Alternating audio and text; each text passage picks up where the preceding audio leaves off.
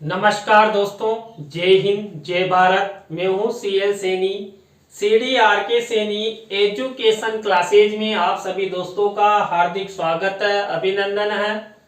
दोस्तों, आप द्वारा हमारे चैनल के इस हेल्पलाइन नंबर पर आपके पाठ्यक्रम से रिलेटेड जो भी टॉपिक हमें सेंड किए जाते हैं, अंडर 15 दिन में हम उन्हें हमारे इस चैनल पर आपको समझाने का प्रयास करते हैं। दोस्तों, आज की लाइव क्लास के अंतर्गत हम कोल्ब के अनुसार अधिगम शैलियां इस टॉपिक के बारे में आपसे चर्चा करेंगे। दोस्तों, बहुत ही महत्वपूर्ण आपकी परीक्षाओं में आया हुआ प्रश्न है, बिल्कुल अच्छे से इसे तैयार कर ले। देखिए, इसी के अंतर्गत मैंने आपको कल अधिगम शैली को विकसित करने, परिवर्तन करने और स्थायित्व प्रदान करने में जो शिक्षक की भूमिका है उसके बारे में चर्चा की थी। वो टॉपिक भी बहुत ही महत्वपूर्ण था। तो दोस्तों, आप सब बने रहें हमारे साथ, हमारे इस चैनल के साथ। सभी फ्रेंड जो भी इस चैनल पर आए हुए हैं, हमारे साथ जुड़े हुए हैं, सब क्लास को लाइक करें और शेयर जरूर कर दें। शुरू करने जा रहे हैं आज की हमारी ये क्लास, कोल्ब के अनुसार अधिगम शैलियां। देखिए, हमारे मनोवैज्ञानिक कोल्ब ने जो हमें अधिगम की जो शैलियां हैं, सीखने के जो तरीके हैं, ये 4 प्रकार से बताएं। इन्हीं चारों प्रकारों के बारे में आपसे चर्चा करेंगे। कोल्ब की अधिगम शैलियां, कोल्ब अधिगम की 4 अलग प्रकार की शैलियों के बारे में कहता है। देखिए, मनोवैज्ञानिक कोल्ब ने अधिगम शैलियां बताइए 4। अब ये 4 क्यों बताइए, इसके बारे में भी दिया हुआ है। जो 4 स्तरीय अधिगम चक्र पर आधारित है। देखिए, इनके द्वारा जो 4 प्रकार की अधिगम शैलियां दी गई, ये 4 ही प्रकार के जो स्तरीय चक्र हैं, स्तरीय अधिगम चक्र, जो यानी कि सीखने के चक्र होते हैं, एक चक्र चलता रहता है। तो उसके अनुसार इन्होंने 4 अधिगम शैलियों के 4 ही अधिगम चक्र बताए हैं। कोल्ब का कहना है कि प्रत्येक व्यक्ति के सीखने की शैली अलग अलग वो होती है। बिल्कुल, ये बात भी मैं भी मानता हूं कि हर व्यक्ति, चाहे ईश्वर ने हमें एक मानव रूप में हमें इस संसार, इस धरती पर भेजा है, सभी को भगवान ने बुद्धि दी है, लेकिन सभी के सीखने की जो गति है वो अलग अलग होती है। कोई किस प्रकार से सीखता है, कोई किस प्रकार से सीखता है। इसके पीछे कई कारण हो सकते हैं, जैसे सामाजिक वातावरण, शैक्षिक अनुभव या एक व्यक्ति की बुनियादी संज्ञानात्मक संरचना। देखिए, यहां पर कोल्ब महोदय ने अलग अलग व्यक्तियों द्वारा अलग अलग तरीकों से सीखने, अर्थात प्रत्येक व्यक्ति की अधिगम शैलियां अलग अलग होती है। इसके यहाँ पर 3 मुख्य कारण बताए। एक तो सामाजिक वातावरण, और दूसरा बताया शैक्षिक अनुभव, और थर्ड नंबर बताया एक बुनियादी संज्ञानात्मक संरचना। दोस्तों, ये भी बिल्कुल एकदम सही है। आप सभी जानते हैं, जिस व्यक्ति, जिस बालक को जैसे सामाजिक वातावरण में रखेंगे, बालक वैसा ही अधिगम करेगा, उसी तरीके से अधिगम करेगा। देखिए दोस्तों, इस सामाजिक वातावरण में हम सब आ जाते हैं, हमारा परिवार आ जाता है, विद्यालय आ जाते हैं, और हमारा पूरा जो भारतीय समाज है ये भी इस सामाजिक वातावरण में आ जाता है। तो यहाँ पर सामाजिक वातावरण के अनुसार बालक व्यक्ति सीखते हैं, उनके सीखने का तरीका अलग होता है। इसके बाद बताया शैक्षिक अनुभव। बिल्कुल, शिक्षा के जो अनुभव, देखिए, एक तो अनुभव प्रदान करते हैं हमारे टीचर, और ग्रहण कौन करते हैं? छात्र। तो यहाँ पर छात्र और शिक्षक के जो शैक्षिक अनुभव है, ये भी हमारी अधिगम शैली को प्रभावित करते हैं। तो कोल्ब महोदय ने यहाँ पर अधिगम शैलियों को प्रभावित करने में यहाँ पर शैक्षिक अनुभव को लिया है। इसी तरह संज्ञानात्मक संरचना। देखिए, हमारे मस्तिष्क में जो सीखने की, जो समझने की, विचार करने की, अभिवृत्ति संबंधी जो भी संरचना होती है, उसी के अनुसार व्यक्ति या बालक सीखता है। देखिए, कई व्यक्तियों की तो 24 घंटे अभिवृत्ति उनके विचार नकारात्मक रहते हैं, कई व्यक्तियों के विचार, उनकी अभिवृत्ति हमेशा सकारात्मक रहती है। तो जो व्यक्ति है, बालक है, जिसकी अभिवृत्ति, जिनके विचार, जिनकी संज्ञानात्मक क्षमता हमेशा सकारात्मक रहती है, वो अधिक से अधिक सीखता है। इसलिए जीवन में अधिक से अधिक सीखने के लिए हमें सकारात्मक अभिवृत्ति के साथ अच्छी संरचना बनानी चाहिए। कोल्ब का विश्वास है कि एक ही एक्सिस के दो चर एक साथ नहीं आ सकते, जैसे सोचना और संवेदन करना। यहाँ पर एक्सिस से तात्पर्य हम जीवन में कई प्रकार के अधिगम करते हैं, लेकिन एक ही समय एक ही स्थान पर एक साथ दो अधिगम नहीं किए जा सकते। हमारे अधिगम यानी कि उस समय जो हम सीख रहे हैं उस पर प्रतिकूल प्रभाव पड़ेगा। हम दो कार्यों को एक साथ नहीं कर सकते। उसी तरह दो वस्तुओं, पदार्थों या तथ्यों के बारे में उसी क्षण अधिगम नहीं कर सकते, उन पर विपरीत प्रभाव, अर्थात दोनों विषय वस्तुओं के बारे में या तो एक के बारे में अधिक अधिगम कर लेंगे या एक के बारे में कम करेंगे। तो यहाँ पर एक साथ दो एक्सिस यानी कि दो चर नहीं चल सकते, ये हमारे कोल्ब महोदय ने बताया है। अब हम हमसे चर्चा करने जा रहे हैं। जो कोल्ब महोदय हैं, इन्होंने जो अधिगम शैलियां हैं यानी कि चार प्रकार की अभी मैंने बता दी, इन्हीं चारों अधिगम शैलियों का विवरण हम आपके सामने ला रहे हैं। पहली जो अधिगम शैली है जो कोल्ब महोदय ने हमें बताइए, वो बताइए डाइवर्जनिंग, यानी कि हिंदी में कहेंगे अनुभव करना और देखना। बिल्कुल दोस्तों, हम जीवन में जो सीखने का तरीका अपनाते हैं, ये हम क्या करते हैं, दूसरों के देखते हैं, अनुभव करते हैं, उसके बाद हम अधिगम करते हैं। देखिए, माता पिता होते हैं, उन्हीं माता पिता के जो कार्य हैं, जैसे माता पिता बोलते हैं, अपने माता पिता के साथ जैसे संस्कार है वैसा ही हम अपने अंदर उनको ग्रहण करते हैं, अर्थात अधिगम करते हैं। इस शैली को अपनाने वाले लोग विषय को विभिन्न दृष्टिकोण से देखते हैं, वे संवेदनशील होते हैं। ऐसे लोग करने से ज्यादा देखने में रुचि रखते हैं।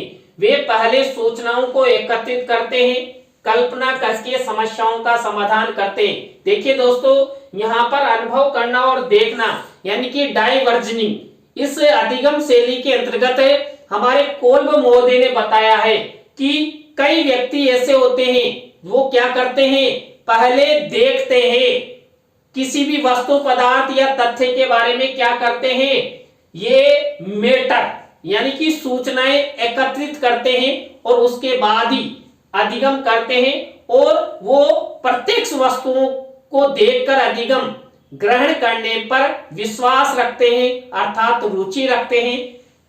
कोल्ब ने इस शैली को डाइवर्जनिंग कहा है क्योंकि ऐसे लोग विचारों के उत्पादन में अधिक सक्रिय रहते हैं, जैसे मस्तिष्क विप्लव। देखिए, मैंने कल भी बताया था आपको कि हम किसी वस्तु, पदार्थ या तथ्य के बारे में जब हम मानसिक रूप से तैयार होकर सोचते हैं, समझते हैं, कार्य करने के लिए सक्रिय होते हैं, तत्पर होते हैं, तो हमारे मस्तिष्क में एक उथल पुथल होती है, जिसे मस्तिष्क विप्लव के नाम से जानते हैं। कल्पनाशील, भावुक और कला के क्षेत्र में मजबूत लोग वे में रुचि रखते हैं। ऐसे लोग समूह में काम करना पसंद करते हैं, दूसरों की बातों को खुले मन से सुनने और उनसे प्रतिपुष्टि पाने में रुचि रखते हैं। यानी कि जिन व्यक्तियों में, जिन बालकों में अनुभव करना और देखना यानी कि डाइवर्जनिंग नामक अधिगम शैली होते हैं, ये बहुत ही कल्पनाशील होते हैं, लोगों के साथ घुलने मिलने वाले होते हैं, अच्छे से बात करते हैं, अच्छे समूह बनाते हैं, हमेशा सकारात्मक अभिवृत्ति रखते हैं, अच्छे विचार उनके होते हैं, दूसरों को वो गलत सलाह नहीं देते, और प्रत्यक्ष वस्तुओं को यानी कि कानों से सुनी हुई बात को वो विश्वास नहीं करते। मान लीजिए कई बार कई व्यक्ति कानाफूसी कर देते हैं ना, क्या आपके बारे में ऐसा कहा है, या उस वस्तु का निर्माण ऐसे हुआ, नहीं मैं ऐसे नहीं मानता, मैं तो प्रत्यक्ष जाकर देखूंगा कि उस व्यक्ति ने मेरे बारे में क्या कहा या उस वस्तु का निर्माण कैसे हुआ।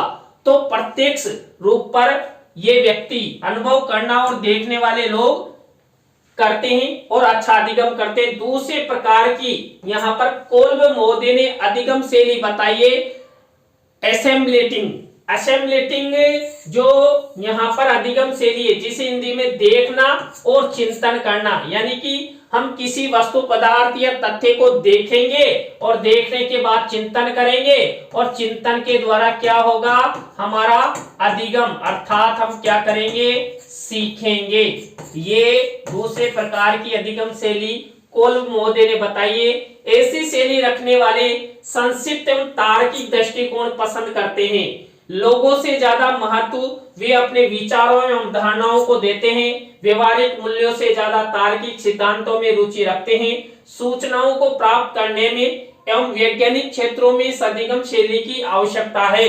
इसमें लोग पढ़ना, व्याख्यान करना, विश्लेषण करना और खोज करना पसंद करते हैं। दोस्तों यहाँ पर देखना और चिंतन करना, यानी कि किसी वस्तु पदार्थ या तथ्य के बारे में वो अधिगम करते हैं तो पहले उन पर चर्चा करते हैं, चिंतन करते हैं, तभी जाकर वो अपने मस्तिष्क में उस वस्तु पदार्थ या तथ्य से संबंधित ज्ञान को अधिग्रहण करते हैं। देखिए आपने पैनल डिस्कशन का नाम सुना होगा, तो वहां पर भी हम परिचर्चा करते हैं और परिचर्चा के द्वारा जो ज्ञान हम ग्रहण करते हैं वो स्थायी होता है और वहां पर जो ज्ञान आपस में परिचर्चा के द्वारा संग्रहित किया जाता है वो यहाँ पर चिंतन द्वारा ही विकसित होता है।